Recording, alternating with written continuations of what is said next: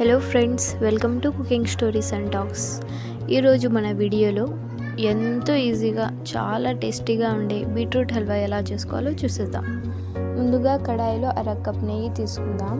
నెయ్యి హీట్ అయ్యాక 2 table spoon కాజు, 1 table spoon పుచ్చకాయ గింజలు లైట్ బ్రౌన్ వచ్చే వరకు వేయించుకొని పక్కన పెట్టుకుందాం. తరువాత అదే కడాయిలో తరిగి పెట్టుకున్న బీట్రూట్ మిశ్రమాన్ని వేసుకొని చక్కగా కలుపుకుందాం. ఇప్పుడు బీట్రూట్ మిశ్రమంలో 1 కప్ పాలు వేసి చక్కగా కలుపుకుందాం. ఇప్పుడు 10 నిమిషాల పాటు కడాయి మూత పెట్టేసి బీట్రూట్ మిశ్రమాన్ని ఉడికించుకుందాం. ఆ తర్వాత 1 కప్ చక్కెర వేసుకొని 5 నిమిషాల పాటు చక్కెర కరిగేదాకా కలుపుకుందాం.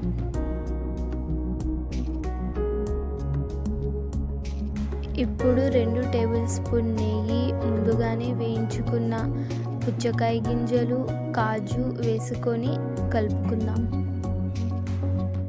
అంతే ఫ్రెండ్స్, ఎంతో హెల్తీగా ఉండే బీట్రూట్ హల్వా రెడీ అయిపోయింది.